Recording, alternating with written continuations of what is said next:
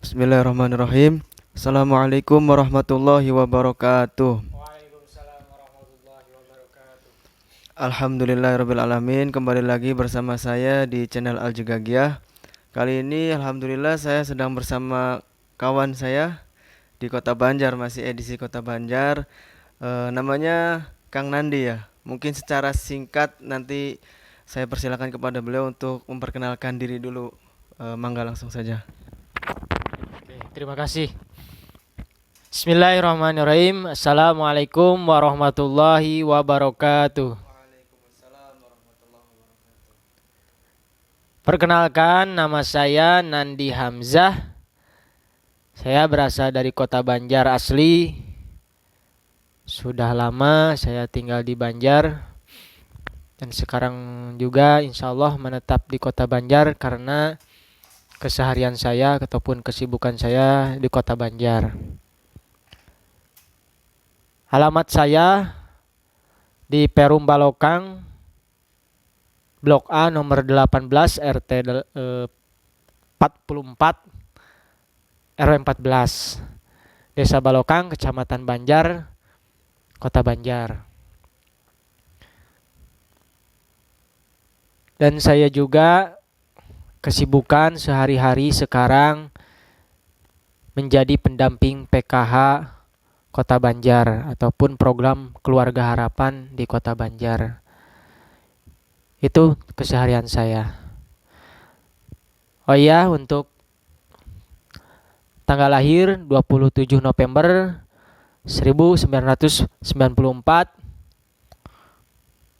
dilahirkan di Ciamis.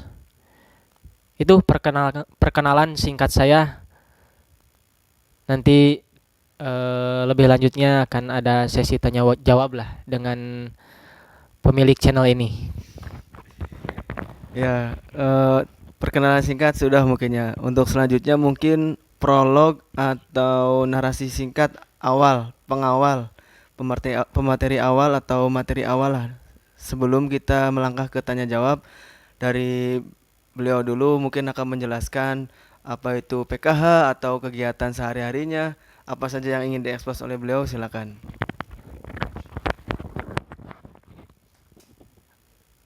Lebih ke cerita pengalaman hidup ataupun ya sejarah singkat lah tentang kehidupan saya. Jadi saya ingin berbagi sedikit, ya barangkali apa yang saya bagikan tentang pengalaman hidup saya bisa ada manfaatnya gitu. Ataupun bisa dijadikan motivasi juga. Alhamdulillah kalaupun bisa dijadikan motivasi dan juga tadi ada manfaatnya gitu. Ya kalaupun tidak ya jangan dijadikan motivasi gitu. Tinggalkan saja gitu. Jadi sebelum saya sekarang sibuk di PKH, dulu singkatnya ketika saya masih ya meminta kepada orang tua lah gitu. Apa itu? Ya biasalah uang saku gitu. Mungkin kalian juga dan pemilik channel ini juga pasti merasakan lah gitu waktu kecil bahkan sampai kuliah mungkin. Karena kan pemilik channel kuliah, saya juga kuliah gitu. Jadi sempat meminta kepada orang tua dan alhamdulillah sekarang tidak. Jadi waktu dulu setelah lulus dari SMK 1 Banjar, itu jurusannya multimedia. Pas waktu saya memutuskan untuk kuliah karena saya tidak tergoda untuk kerja gitu waktu itu. Ketika lulus dari SMK, kan biasanya kalau SMK itu orientasinya ataupun tujuannya itu ya langsung kerja gitu. Tapi kan kalau saya memikirkan lagi, ngapain kerja gitu. Dan waktu itu juga ada rasa gengsi gitu. Kalaupun kerja ya paling di mana gitu, di minimarket gitu. Jadi tidak sesuai jurusan gitu kebanyakannya gitu.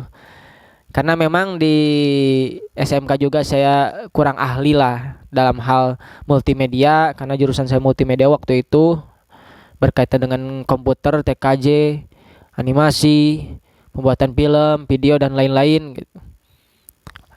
Saya tidak terlalu menyukai, bukan sebetulnya menyukai tapi tidak saya perdalami gitu. Jadi bukan difokuskan terhadap kehidupan saya gitu waktu itu. Jadi saya memutuskan untuk langsung kuliahnya juga ya tadi tidak sesuai jurusan ketika waktu di SMK. Ya harusnya sesuai jurusan gitu. Linear, ya multimedia kalaupun ada misalkan ataupun teknik komputer dan lain-lain lah. Gitu. Kebetulan saya kuliah itu waktu dulu memutuskan di UIN Sunan Gunung Jati Bandung. Itu di daerah Cibiru Bandung ya. Nah, di sana juga sebetulnya ada jurusan teknik informatika, tapi saya tidak serak lah gitu. Jadi saya keluar dari zona zona nyaman waktu di SMK. Padahal mah ya menghindar dari apa ya, pelajaran-pelajaran yang memang sangat memusingkan gitu, kayak kimia, fisika gitu, matematika dan lain-lain lah gitu, eksak gitu. Jadi saya memutuskan untuk kuliah jurusan ilmu sosial gitu. Sebetulnya jurusan pertama saya itu yang saya pilih malah aneh gitu, yaitu pendidikan agama Islam gitu.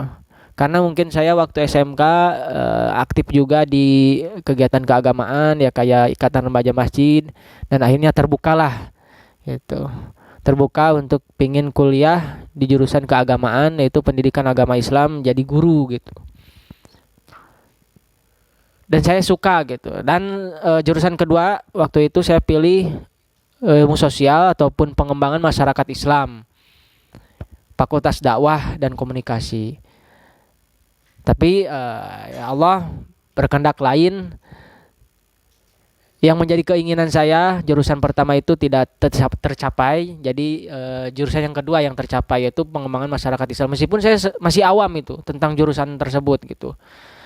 Cuman yang saya tahu jurusan ini merupakan jurusan sosial, mempelajari tentang ilmu sosial dan juga tentang dakwah juga.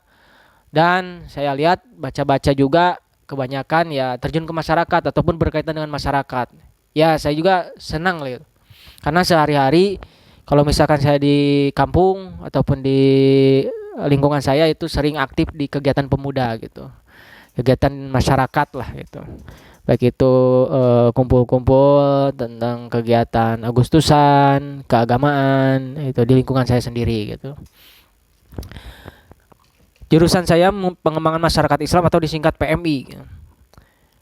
Ya, dari sana saya mempelajari dari awal, dari nol, dan sampai sekarang ya mengetahuilah sedikit-sedikit tentang ilmu sosial, khususnya ilmu tentang kemasyarakatan, sampai lulus. Alhamdulillah gitu. Saya menjiwai lah gitu. Karena ya berkaitan dengan masyarakat, ya saya sangat semangat gitu, sangat welcome. Bahkan ya bagaimana saya bisa beradaptasi di sekitar masyarakat.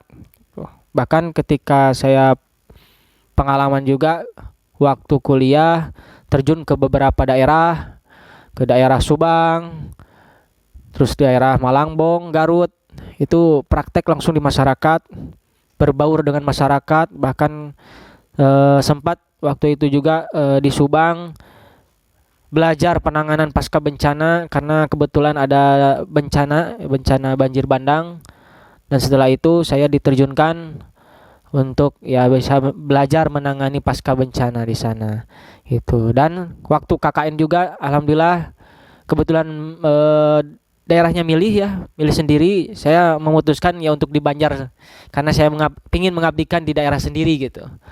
Meskipun tidak di desa saya, tapi di desa tetangga, desa Jajawar. Alhamdulillah saya juga bisa mengabdi di daerah saya sendiri melalui KKN gitu. Ya itulah kegiatan saya waktu kuliah, sering terjun ke masyarakat. Bahkan saya juga selama kuliah tinggal waktu pertama itu di pesantren mondok.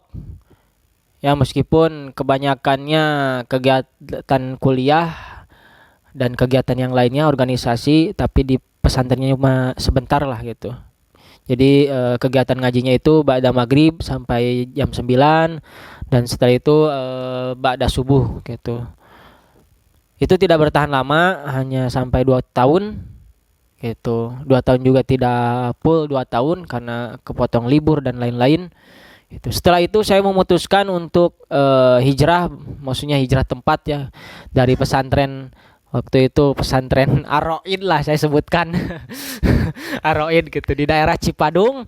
Nah, setelah 2 tahun di sana saya langsung hijrah ke daerah Manisi Atas itu di Bandung, di masih daerah Cibiru, yaitu ke daerah tepatnya Kampung Babakan Dangder. Di sana ada sebuah masjid yang memang kosong, maksudnya kosong di sini, gak ada takmir pengurus gitu, gak ada yang bersih-bersih di masjid ataupun ada yang mempelajari tentang ya Iqra Al-Quran kepada anak-anak karena di sana ada anak-anaknya gitu. Sebetulnya ada gurunya tapi kan lebih baik ada yang membantu gitu. Jadi tidak hanya guru yang ada di sana tapi dibantu oleh ya siapa saja yang ingin gitu waktu itu. Dan kebetulan saya diajak untuk mengisi masjid tersebut yang kosong. Kebetulan ada ruangannya khusus untuk takmir gitu. Meskipun harus dibersihkan dulu. Akhirnya ya saya memutuskan di sana dan saya pun senang gitu. Karena kembali lagi di sana ya sebelum saya KKN juga udah terjun langsung di masyarakat. Saya mengabdikan diri di sana di Masjid Al Amanah sampai lulusnya di sana gitu. Ya bukan saya sendiri tapi ada yang menemani juga dari mahasiswa yang lainnya gitu. Jadi tidak sendiri gitu. Jadi bisa gantian ketika memang ada kegiatan ataupun ketika saya pulang kampung gitu. Jadi ada yang menghandle ataupun yang menggantikan gitu. Jadi saya kegiatannya ya tadi di masjid bersih-bersih gitu dan juga mengajari anak-anak Iqra Al-Qur'an dan lain-lain gitu. Dan saya juga ngaji ngaji kalau bahasa apa ya bahasa Sundanya itu santri kalong lah gitu ataupun santri kodok gitu. Itu nyantri kalong atau nyantri kodok. Jadi saya ngaji ya sebetulnya hanya tabaruk saja lah, ngalap barokah ke pesantren. Dulu itu Miftahul Amanah gitu, tapi sekarang menjadi pesantren Al-Quah gitu, pimpinan Kang Haji Hasan Toziri. Ya meskipun tidak setiap hari ngajinya gitu karena mungkin kesibukan ketika waktu kuliah gitu. Yang penting kalau ada waktu ya saya ngaji gitu. Jadi jangan sampai tidak ada kegiatan gitu. Selain ya saya sibuk di masjid sampai lulus, alhamdulillah 4 tahun tidak kurang, tidak terlalu cepat ataupun tidak terlalu lama gitu. Karena ada ya desakan juga dari orang tua supaya cepat-cepat lulus. Nah, salah satu tujuan kuliah itu kan intinya membahagiakan keluarga, terutama orang tua. Dengan lulus juga itu bisa bahagia lah orang tua. Gitu. Karena kalau terlalu lama lulusnya, kan kasihan juga orang tua pasti kan menanyakan, bahkan ya iuran tetap jalan gitu, SPP tetap jalan. Jadi harus secepatnya lah ataupun sesuai dengan waktunya itu 4 tahun, alhamdulillah. Ya meskipun setelah itu saya bingung gitu, mau kemana gitu. Kerjaan juga gak punya karena kan kebanyakan adalah mahasiswa yang sudah dapat kerja bahkan sebelum lulus pun ada yang sudah dapat kerja gitu bahkan ada yang sampai apa ya beberapa tahun beberapa bulan baru dapat kerja setelah lulus dari kuliah. Begitupun saya udah mencari ikhtiar kesana kemari ya belum dapat lah belum ada rezekinya. Dan pada akhirnya ketika waktu berjalan itu sekitar 3 bulan 4 bulan ada yang mengajak untuk ya apa ya istilahnya mencari ilmu lagi gitu. Karena kan kalau kita mencari ilmu itu jangan pernah bosan gitu, jangan pernah berhenti gitu sampai kapanpun sampai kita masuk ke liang lahat juga kan istilahnya gitu. Sampai tua intinya lah kita harus tetap mencari ilmu gitu. Akhirnya saya diajak. Dan sebetulnya saya hanya mengajak waktu itu. Ada yang mau pesantren, saya ajak, saya kasih saran untuk ke sini, misalkan ke daerah Manonjaya, itu ada pondok pesantren Miftahul Khair, Pasir Batang, Kecamatan Manonjaya, Kabupaten Tasikmalaya. Itu teman saya waktu itu. Saya ajak dan alhamdulillah teman saya pengin, tapi lama kelamaan teman saya mengajak saya, ayolah bareng pesantrennya. Nah, biar ada teman. Ya udah, saya izin ke orang tua dan akhirnya saya diizinkan untuk pesantren, meskipun diizinkannya tidak terlalu lama.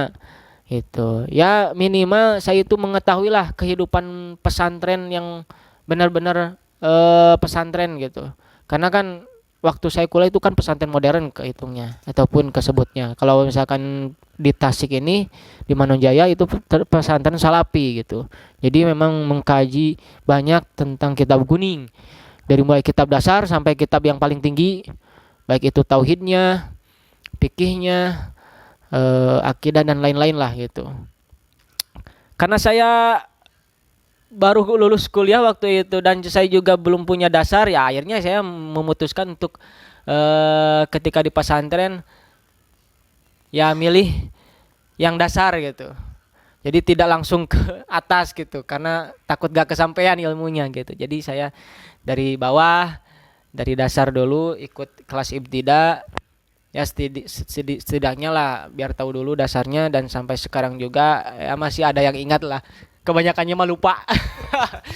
Karena jarang dikaji lagi, jarang di buka-buka lagi gitu. Karena kan kalau kitab kuning itu harus benar-benar pesantrennya lama gitu. Untuk bisa ilmu alat dan lain-lain itu harus lama gitu. Saya 1,5 tahun di pesantren, istilahnya mah cuman apa ya, pindah mondok lah gitu. Pindah mondok doang ya gitu. Karena tapi adalah sedikit-sedikit yang saya dapatkan, yang ringan-ringan gitu untuk saya amalkan. Jadi kan saya menyadari malah ketika waktu saya di pesantren, wah ternyata kenapa gak dari dulu saya pesantren salaf ini gitu. Saya menyadari lah ataupun menyesal waktu itu. Karena kan pesantren salaf itu kalau sebentar ya belum matang lah gitu. Belum matang gitu. Harus sampai beberapa tahun, bahkan di sana programnya 9 tahun. Gitu. Kalau pengen lebih mantap lagi sampai pengabdian itu sekitar 12 tahun ataupun 13 tahun, itu insya Allah ya, jadi ajengan lah gitu. Jadi kiai gitu deh. Bahkan dimukimkan langsung. Itu harus mau tidak mau nurut dengan pimpinan. Jadi di sana programnya sampai dimukimkan, ditempatkan, dijodohkan juga gitu. Jadi harus nurut gitu. Kalau tidak nurut ya insya Allah tidak akan manfaat ilmunya gitu. Ibaratnya seperti itulah gitu. Kalau mau manfaat ilmunya ya harus nurut gitu. Kalau di sana itu emang budayanya, tradisinya seperti itu di daerah Manonjaya, pesantren-pesantren di daerah Manonjaya gitu. Itu apalagi ya. Nah setelah saya pesantren, saya dapat pekerjaan. Itu juga pekerjaannya tidak lama, sistem kontrak ya 3 bulan. Itu juga dapat kerjaan tuh tahun 2019. Karena saya waktu masuk pesantren 2017 akhir, 2018 pesantren full, 2019 masih pesantren, baru di pertengahan ketika waktu pemilu. Nah, masih ramai-ramai pemilu ataupun sebelum pemilu itu ada penerimaan relawan demokrasi, relasi disingkatnya itu. Saya langsung ikut dan keterima. Nah, dan saya juga di relawan demokrasi ini ya di bawah naungan KPU Kota Banjar, itu di basis keagamaan. Jadi saya tugasnya yaitu menjelaskan ataupun mensosialisasikan tentang terkait teknis pemilu. Nah, kebetulan teknis pemilu 2019 itu ribet karena ada beberapa kartu ya, 5 kartu yang harus dihafalkan oleh warga Indonesia, seluruh warga Indonesia. Itu harus hafal warna-warnanya, dan harus apa warna ini untuk presiden ataupun warna ini untuk DPR dan lain-lain. Itu dijelaskan oleh saya dengan teman-teman, khususnya di basis keagamaan. Saya terjun langsung ke majelis taklim ataupun pengajian-pengajian yang ada di Kota Banjar. Itu bayangkan banyak majelis taklim yang ada di Kota Banjar, itu tidak terjamah semuanya. Yang penting saya prinsipnya dalam waktu yang singkat itu tiap desa itu harus ada yang saya kunjungi, yang saya sosialisasikan. Dan itu juga satu majelis taklim paling banyak 2 paling satu desa itu biar adil lah gitu. Jadi saya menyampaikan ada tugasnya gitu. ke tiap desa itu. Nah, itu 3 bulan. Setelah itu saya nganggur lagi, gitu. Bingung mau kemana lagi. Sempat mau balik lagi ke pesantren karena saya izinnya, insya Allah kalau udah dari KPU selama 3 bulan mau pulang lagi ke pesantren karena saya fokus mencari pekerjaan. Jadi saya tidak ke pesantren lagi gitu. Dan sampai saat itu belum ada pekerjaan gitu. Bahkan saya sempat waktu awal-awal itu 2018, mohon maaf nih, pas waktu masih pesantren saya sempat fokus saya terbagi dua dengan CPNS itu. Saya ikut yang pertama kali CPNS gagal gitu. Karena mungkin ya persiapan kurang matang juga, saya mengakui usahanya kurang maksimal karena kan harus benar-benar menghafal itu, harus bisa benar menguasai tentang SKD, apa ya, tentang TIU, TKP, dan juga satu lagi itu apa, TWK kebangsaan itu. Akhirnya 2019 ikut lagi setelah pemilu itu. Waktu pertama di daerah Bandung saya tesnya, dan itu saya ngambilnya juga di Kemenag jadi penyuluh. Nah, meskipun nantinya nggak tahu ditempatkan di mana. Yang kedua, saya mencoba lagi karena kebetulan ada jurusan saya dan tempatnya itu di Depok. Ya mau tidak mau gitu. Ya masih Jawa Barat lah. Saya ikut tes CPNS yang kedua 2019. Saya juga belajar dari pengalaman sebelumnya. Saya menghafal. Ternyata ya belum ada rezekinya gitu. Tetap belum lolos lah, belum ada milik yang kuat lah gitu. Jadi saya gagal lagi di CPNS yang kedua gitu. Meskipun itu jurusan saya sebetulnya gitu. Karena saingannya juga banyak. Tapi kan ya apalah gitu. Usaha udah, tapi kan hasilnya masih gagal, gak apa-apa gitu. Ya mudah-mudahan tahun sekarang 2020 ataupun 2021 nanti ada lagi, saya akan coba lah gitu.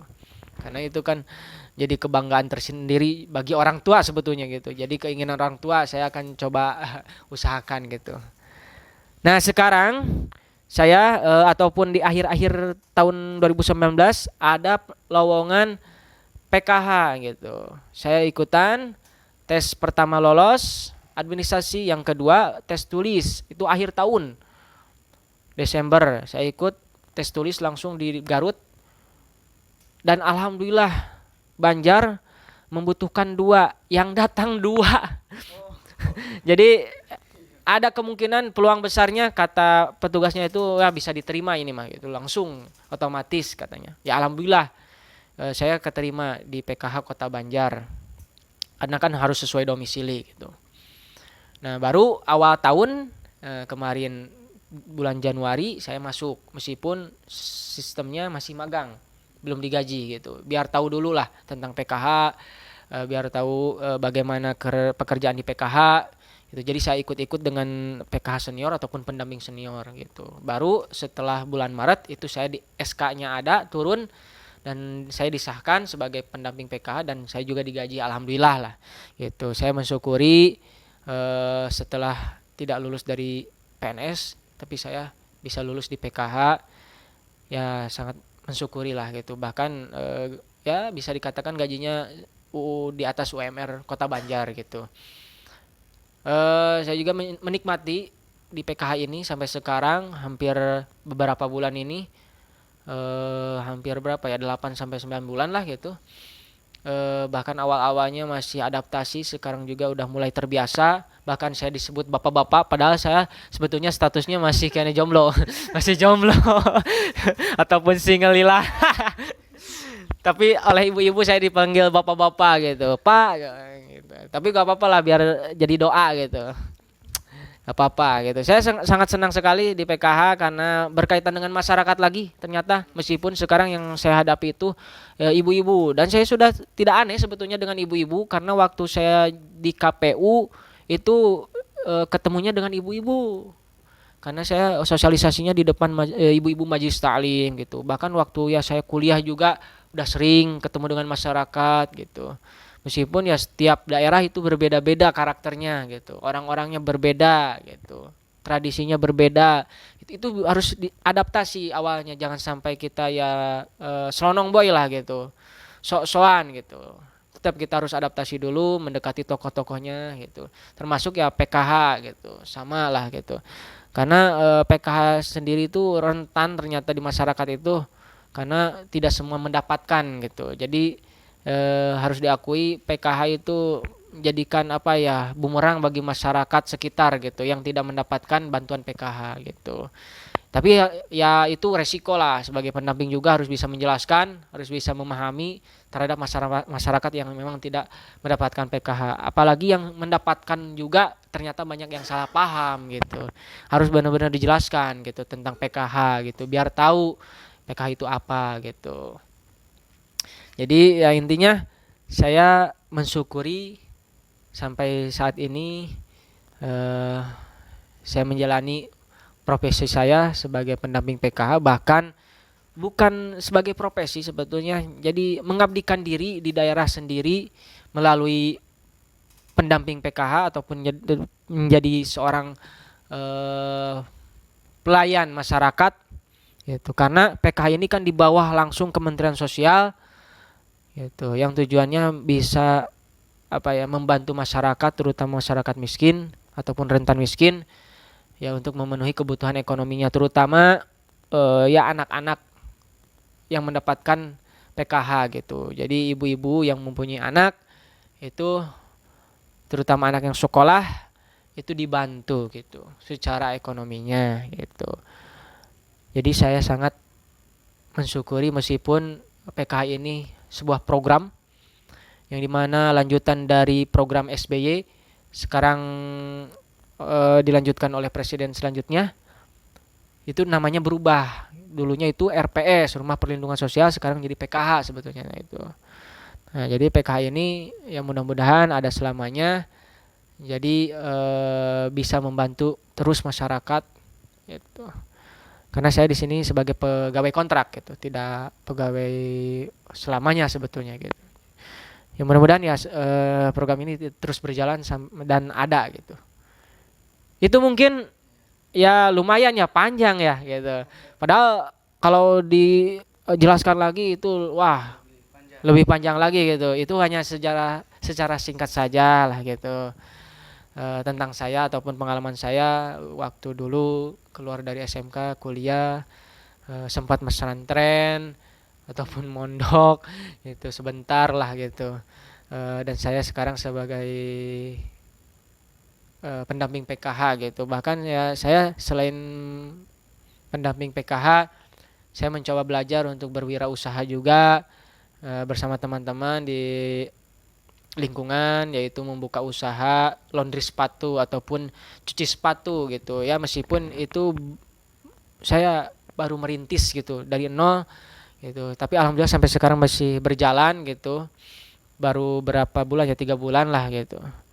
Dan memang mudah-mudahan doakan saja cuci sepatu ini bisa booming ataupun bisa semua ataupun sekota Banjar bisa mengetahui dan banyak yang mencuci sepatunya di kami di Wawasus ya. Jadi promosi di Wawasus gitu, nama itunya Wawasus, nama brandnya gitu Wawasus. Jadi menerima cuci sepatu, repaint, pengecatan ulang yang udah pudar bisa dicat ulang, dan juga unyellowing yang sepatunya menguning itu juga bisa jadikan putih lagi. Nah itu di Kota Banjar baru sebetulnya udah ada tapi udah vakum dulu itu. Sekarang vakum lagi. Sekarang saya dan teman-teman di lingkungan itu inisiatif untuk membuka usaha cuci sepatu, dan alhamdulillah sampai sekarang masih ada gitu, masih eksis meskipun pemasarannya melalui online gitu. Jadi tidak sampai apa ya, gencar-gencar lah gitu. Paling kalau ada promo dan lain-lain lah gitu. Itu paling secara singkat lah tentang kehidupan saya ataupun pengalaman saya. Itu barangkali nanti ada sesi tanya jawab dari akangnya, silahkan terkait pengalaman hidup saya ataupun ada yang belum jelas, khususnya yang digeluti sekarang lah. Kalau misalkan ada pertanyaan tentang PKH dan lain-lain. Ya, sangat luar biasa sekali ya. Dari tadi penjelasan beliau itu nggak kehitung mungkin ya, apa bahasanya, hikmah atau pelajaran yang bisa kita ambil, kalian ambil semua itu nggak kehitung banget, banyak banget. Dari mulai sekolah sampai sekarang itu wah mungkin puluhan bahkan lebih mungkin kalau bisa mengambil pelajaran. Cuman yang menarik mungkin dari awal dulu ya, kita rentet dari awal mungkin tertarik dengan apa bahasanya ya, beda jurusan itu yang tadi beliau sudah singgung ya.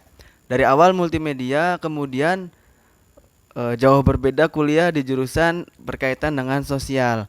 Dan beliau tadi beberapa kali menyebutkan senang dengan kegiatan masyarakat, senang dengan pengabdian kepada masyarakat. Nah ini sebenarnya timbul dari mana nih rasa senang dengan kegiatan yang berbau masyarakat, sosial, berlangsung ketemu masyarakat, interaksi langsung dengan masyarakat, itu dari mana awalnya?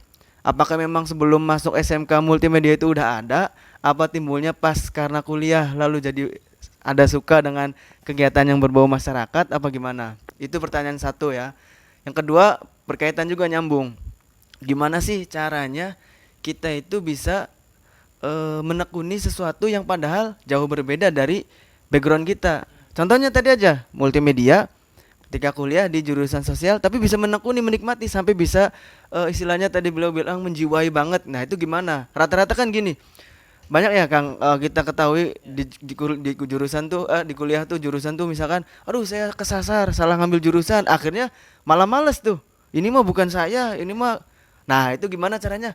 Yang tadinya bukan jiwa sendiri tapi malah di enjoykan padahal itu jurusan pilihan kedua ya. Nah itu gimana, mungkin banyak teman-teman yang merasa seperti ini, banyak. Saya juga kuliah dulu jurusan pilihan ketiga.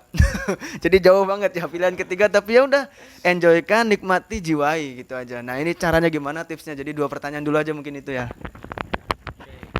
Kayaknya luar biasa ya. Jadi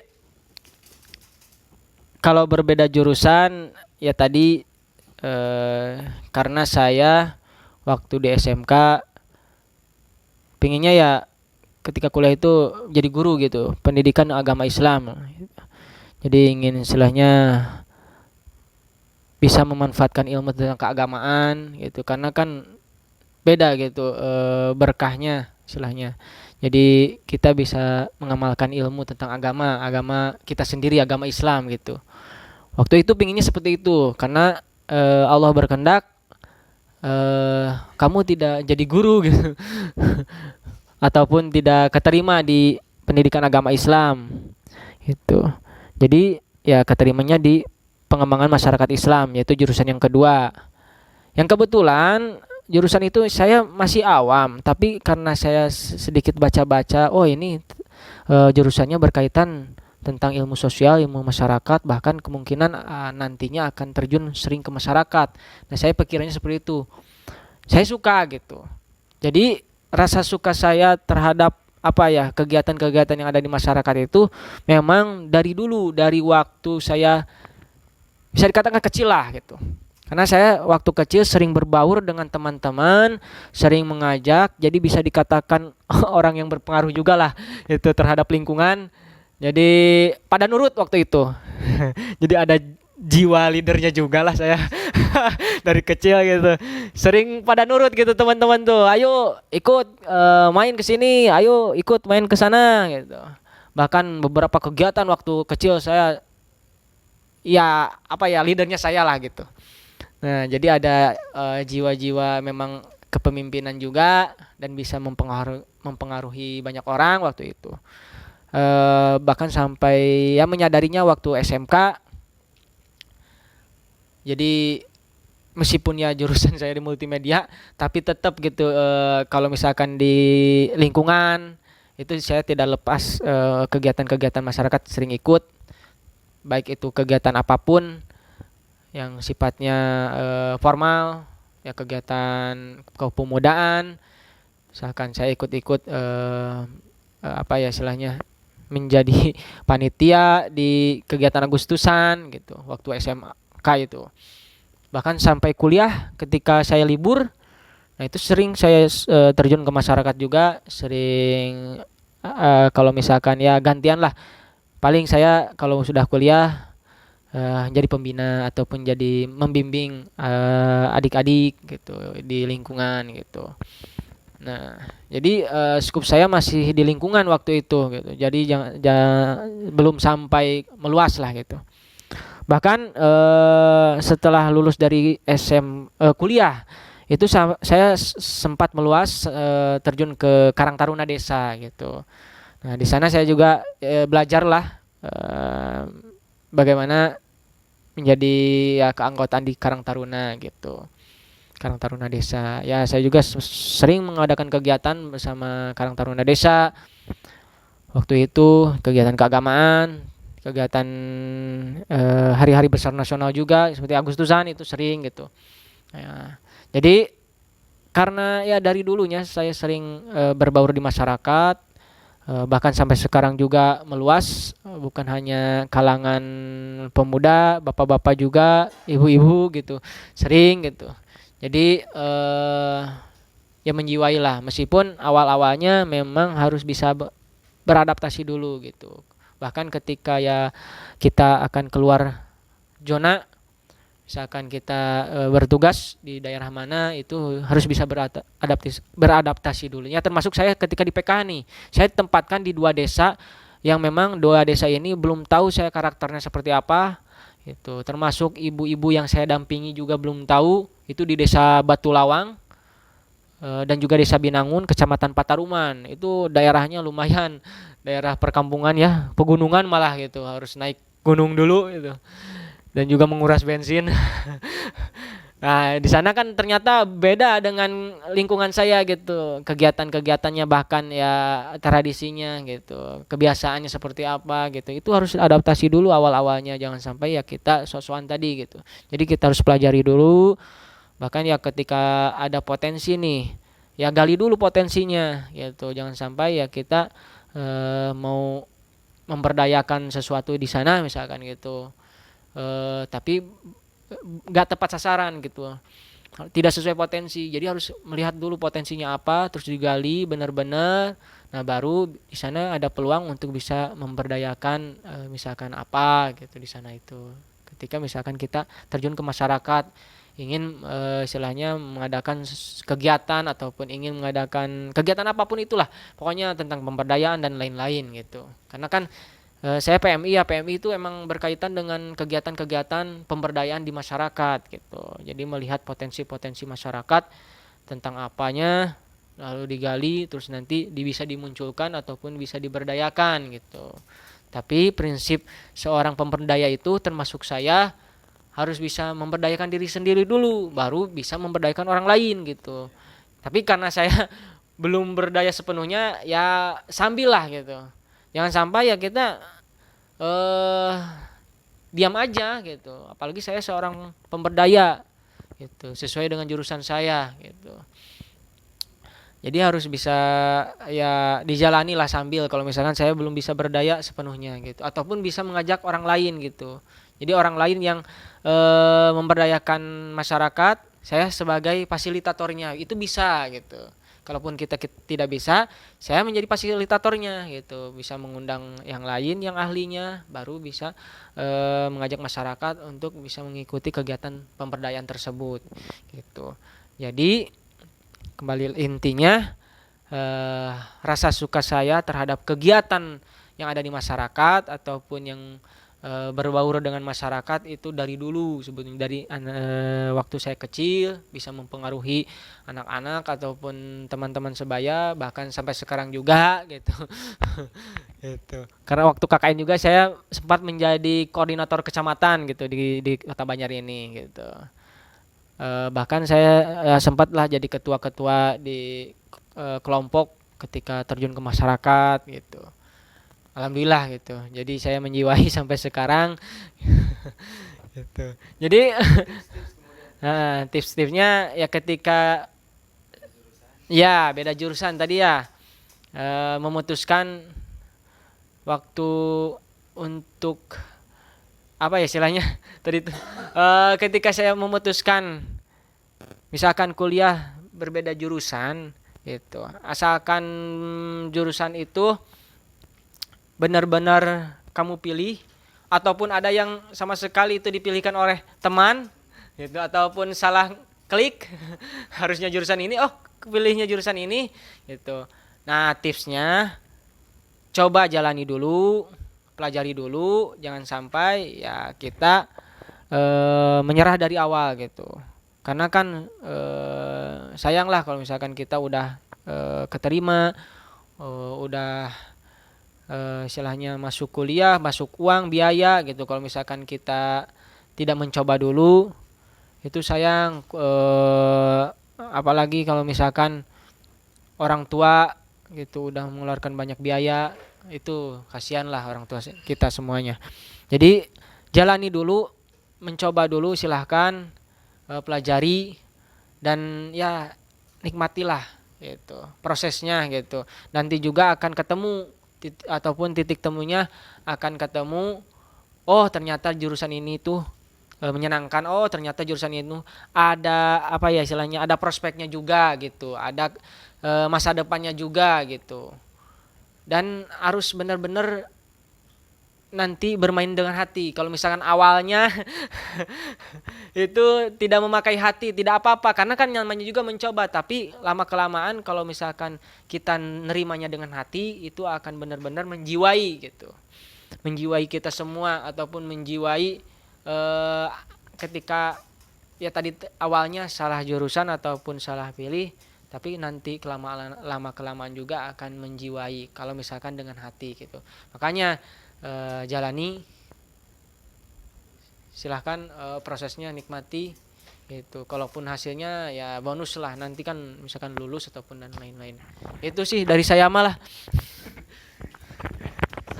Ya, sangat luar biasa ya. Jadi intinya bagi siapapun kalian dimanapun adanya yang merasa salah jurusan atau pilihan ke satu nggak keterima, pilihan ketiga yang diterima, jalani dulu, rasakan, nikmati. Pasti kalau kita jalani leken gitu ya kalau bahasa Sunda mah. Pokoknya terusin aja, nanti pasti lama-lama ketemu senangnya gitulah. Tahu nanti ternyata di dalamnya ini. Kemudian pertanyaan selanjutnya, tadi 2 pertanyaan berkaitan pembicaraan awal, kemudian tengah kita skip, langsung kita akhir.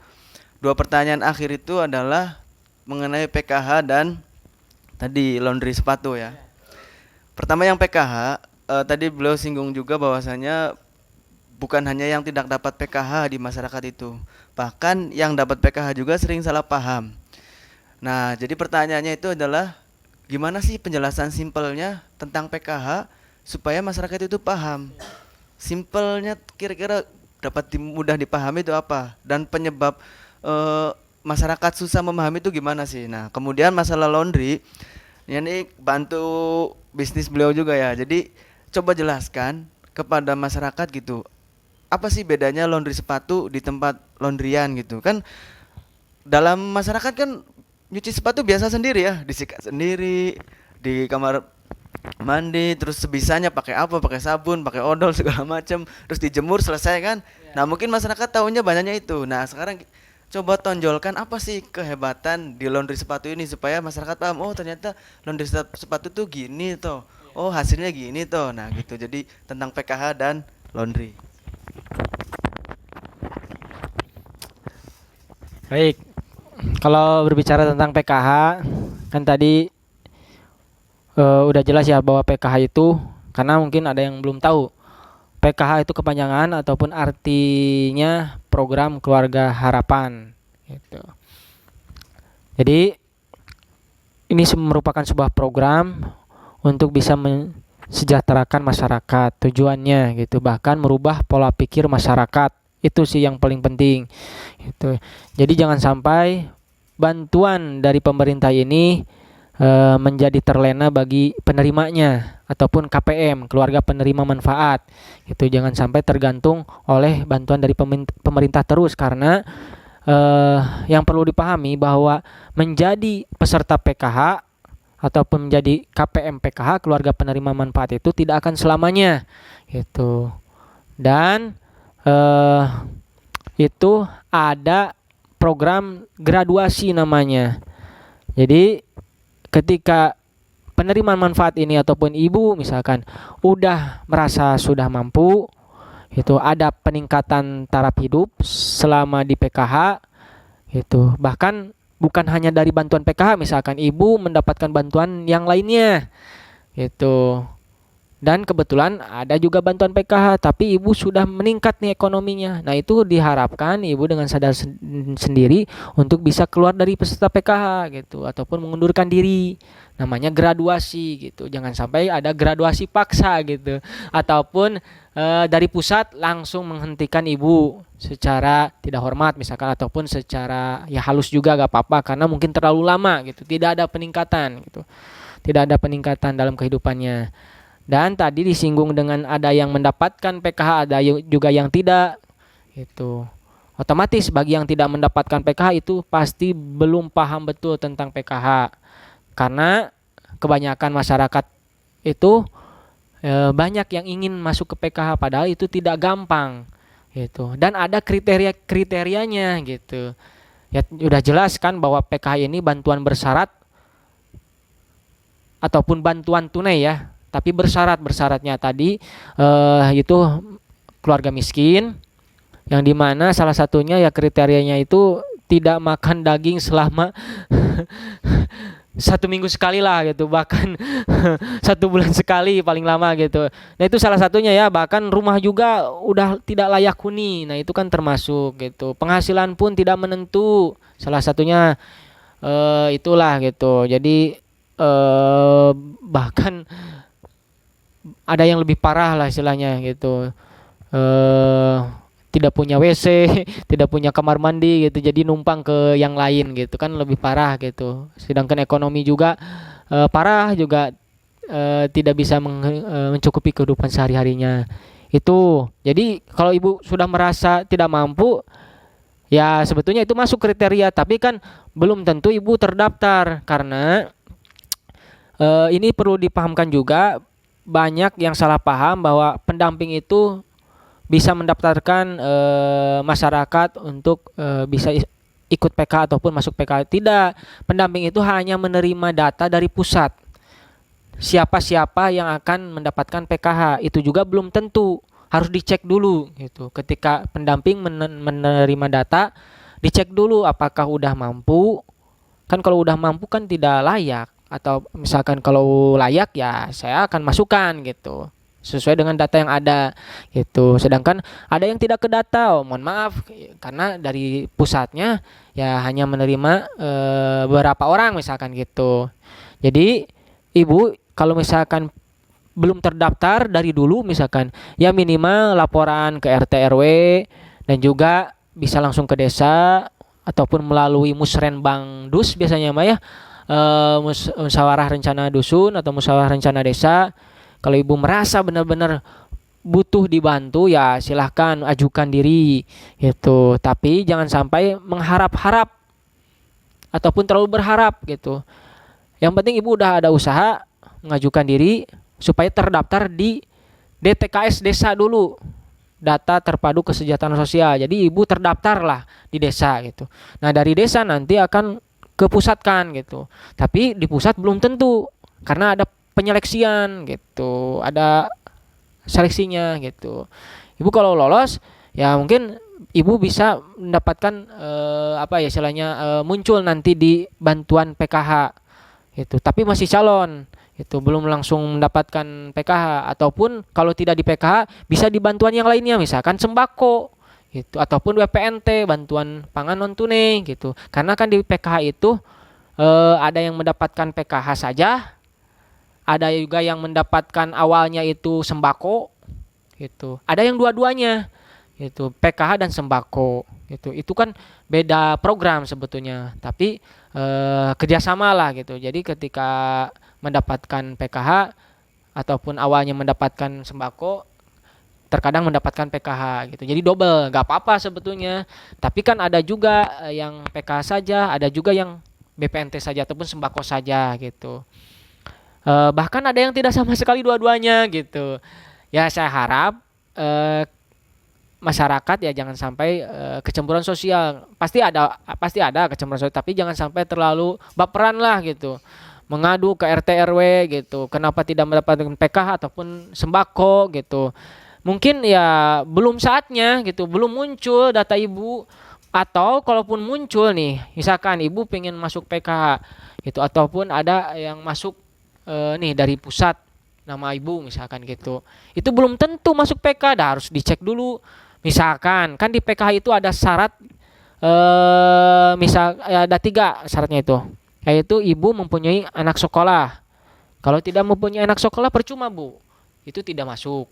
Itu anak sekolah dari mulai SD sampai SMA gitu, tidak kuliah maya gitu, belum belum.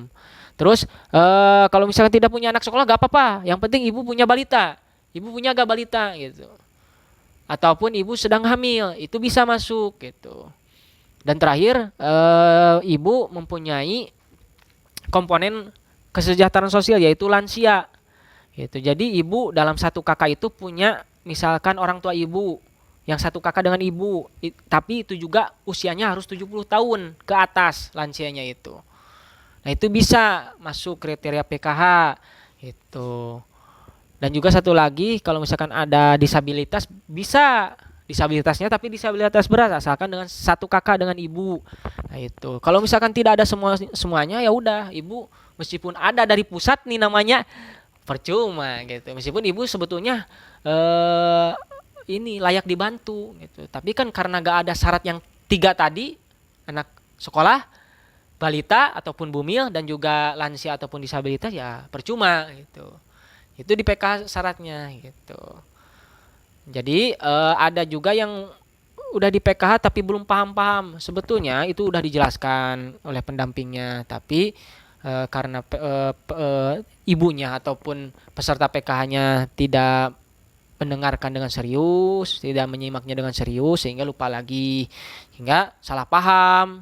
Ketika ibu ditanya oleh masyarakat yang lain, misalkan tidak bisa menjawab ataupun jawabnya malah ngaco misalkan gitu, tidak pasti gitu, ataupun ibu sendiri ya jarang ada pertemuan gitu, jarang ikut pertemuan maksudnya jarang ikut pertemuan, karena kan di PKH itu kan ibu menjadi peserta PKH nih udah masuk sesuai syaratnya ya, tadi misalkan ada punya anak sekolah, kalau ibu tidak sering pertemuan ya percuma, tidak tahu info PKH gitu. Jadi harus mengikuti syaratnya, yaitu mengikuti pertemuan 1 bulan sekali ataupun P2K2 gitu. Dan juga satu lagi, kalau misalkan ibu hamil ataupun balita itu harus memeriksakan ke posyandu balitanya dan ataupun kehamilannya gitu. Kalau misalkan tidak, ya ibu tidak akan mendapatkan info-info PKH, dan juga ibu nantinya akan dipending bantuannya kalau misalkan ya tidak hadir terus tanpa keterangan gitu. Kalau misalkan tidak ikut pertemuan ataupun tidak ikut ke posyandu anaknya ataupun ibu kehamilannya gitu. Termasuk anak sekolah, kalau misalkan anak sekolah jarang hadir sekolah ini, apa itu juga akan dipending bantuannya gitu. Jadi harus diperhatikan, harus rajin anaknya gitu. Nah, itu tentang PK ya, biar semuanya paham. Satu lagi tentang tadi ya, wawasus ataupun laundry sepatu, cuci sepatu. Ini perlu diketahui bahwasanya cuci sepatu di tempat laundry sepatu yang khusus ya, kan ada yang di laundry itu belum tentu sesuai dengan aturan kalau menurut saya pribadi itu. Mungkin mendekatilah cara mencucinya gitu. Nah, kayak masyarakat ataupun kayak mencuci umum lah gitu.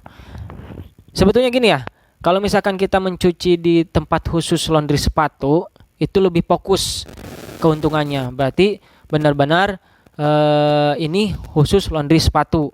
Bahkan alat-alatnya juga khusus. Jadi ada beberapa alat bahkan yang bagusnya itu premium, dari mulai sikat halus, sikat kasar dan lain-lain, sikat dalam juga ada, sikat luar dan lain-lain, sikat yang paling kecil juga ada, bahkan sikat kawat kecil juga ada. Pokoknya alat-alatnya khusus. Kalau misalkan kalian cuci sepatu di laundry sepatu khusus gitu. Bahkan sabunnya juga khusus gitu. Khusus, bahkan itu mahal sabunnya juga gitu. Setelah beres nih ada parfumnya gitu. Jadi parfum sepatu gitu biar ataupun ini parfum bakteri sebetulnya. Jadi disemprotkan di bagian dalamnya supaya bakterinya hilang dan menimbulkan wangi juga karena kan namanya juga parfum gitu. Jadi pasti wangi itu. Dan juga dikemas gitu. Dikemasnya apa ya? Misalkan ada kresek yang benar-benar rapi, plastiknya juga plastik kresek jiplok ya, plastik jiplok gitu. Nah, ada brandnya juga gitu. Jadi wajar kalau misalkan mahal harganya. Bahkan di Kota Banjar itu sebetulnya paling murah dibandingkan kota-kota ataupun kabupaten lain, termasuk di Kota Cirebon, Tasik itu mahal. Mahal. Kalau misalkan di Banjar itu ya saya mengakui lah kalau di Banjar itu pasarannya murah gitu. Pinginnya murah tapi enak, misalkan pinginnya murah tapi berkualitas itu Banjar. Mengakui lah gitu saya sebagai Kota Banjar gitu. Makanya saya harganya paling murah gitu di Kota Banjar cuci sepatu itu dengan alat-alat yang memang khusus gitu. Bahkan ya saya juga menyarankan jangan sampai kenapa sih kalian harus cuci sepatu di laundry khusus kan kalau misalkan nyuci sepatu sendirilah gitu ataupun nyuruh ke siapa gitu ke orang tua ke pembantu itu kan cuman di apa ya istilahnya disikat biasa bahkan direndam itu salah gitu bahkan dicucinya langsung di bawah matahari itu salah gitu salah itu akan merusak bahkan merusak apa ya istilah warna semakin pudar kalau di jemur di atas matahari kalau direndam itu kan akan membuka lem-lem sepatunya gitu cepat membuka lah cepat moloko lamun Sunda nama gitu ta eta lah gitu jadi jangan sampai gitu.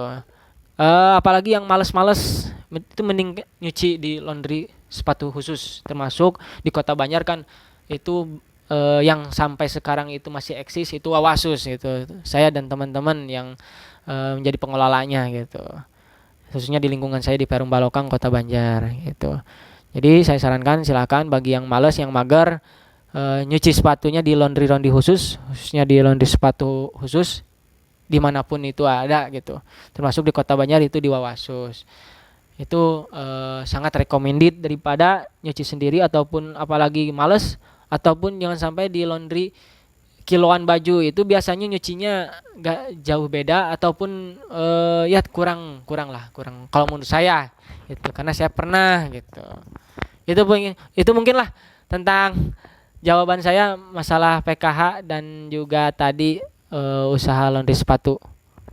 Terima kasih. Ya, ini aduh sebenarnya masih ingin banyak yang diekspos ya. Pertanyaan juga masih ngambang. Cuman karena melihat waktu ya, mungkin dicukupkan saja sampai di sini. Mungkin terakhir barangkali ada teman-teman yang nonton atau khususnya orang Banjar ya, mau tahu tanya-tanya tentang PKH atau tanya-tanya tentang laundry sepatu. Nama IG aja ada nggak? IG laundry sepatu Wawasus 20. Tulisannya sih Wawasos 20. IG pribadi boleh @nandi_hamzah 27.